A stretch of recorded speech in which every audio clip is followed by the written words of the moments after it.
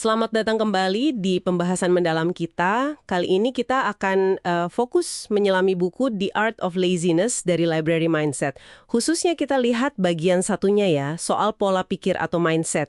Karena katanya ini kunci buat ngubah kemalasan jadi sesuatu yang lebih berarti. Betul sekali.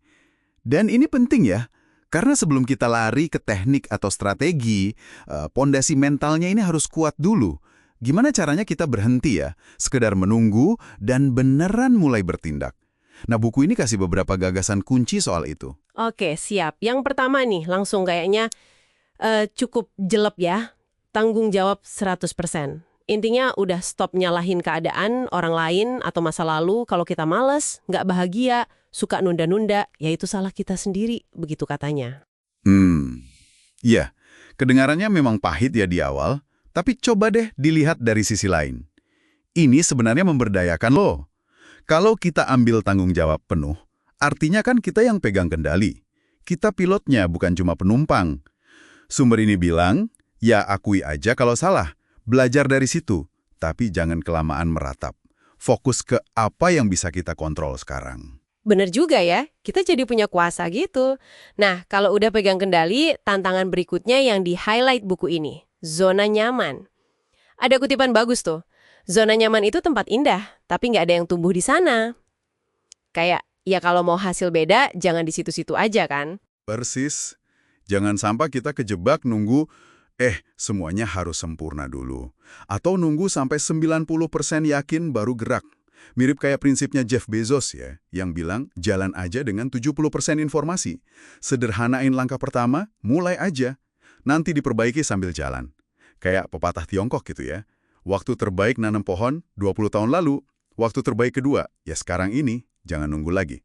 Nah, ngomongin nunggu atau nunda, ini nyambung ke ide berikutnya nih. Soal pilihan antara sakitnya disiplin diri atau sakitnya penyesalan. Jim Rohn dikutip di sini bilang kita pasti ngerasain salah satunya. Mau pilih yang mana coba? Sakit sekarang atau sakit nanti? Dan pilihan itu ada tiap hari ya. Disiplin itu menurut buku ini ya, melakukan apa yang harus dilakuin, meskipun lagi nggak mood gitu. Demi masa depan. Pesannya jelas banget, do it now, lakukan sekarang, jangan ditunda. Prokrastinasi itu musuh utamanya. Juga nekenin pentingnya fokus pada hal yang tepat. Jangan sampai udah capek-capek kerja keras, ternyata ngerjain hal yang salah atau nggak penting buat kita. Gimana tuh bedainnya? Nah, itu dia, pertanyaan penting.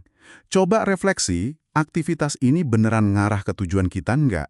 Ada artinya nggak buat kita? Kalau nggak ada rasa maknanya, ya susah, motivasi muncul dari dalam. Terus soal fokus, buku ini juga bilang multitasking itu mitos.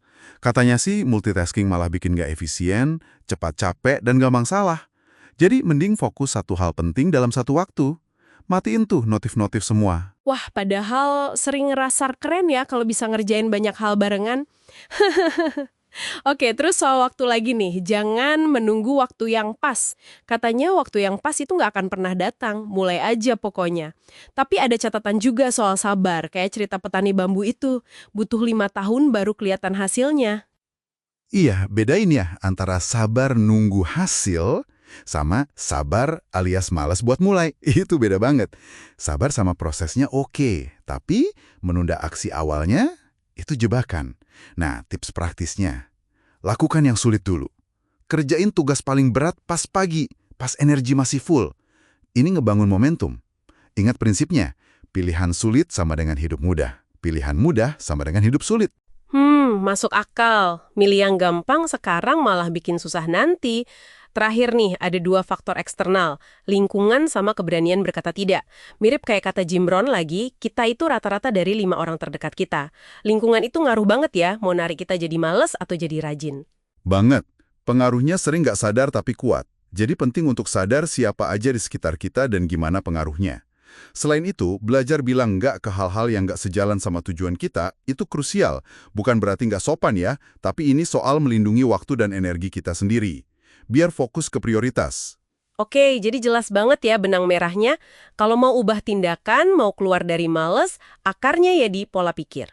Mulai dari ambil tanggung jawab, keluar zona nyaman, pilih disiplin, fokus ke yang penting, jangan nunggu, kerjain yang sulit dulu, sampai jaga lingkungan dan berani bilang nggak.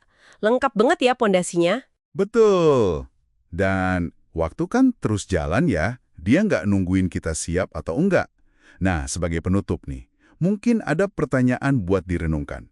Dari semua ide pola pikir tadi, tanggung jawab, zona nyaman, disiplin, fokus, nunda, lingkungan, bilang tidak, kira-kira penghalang mental mana sih yang paling sering Anda rasain ngehambat langkah Anda? Mengenali itu bisa jadi langkah pertama buat perubahan yang beneran nyata.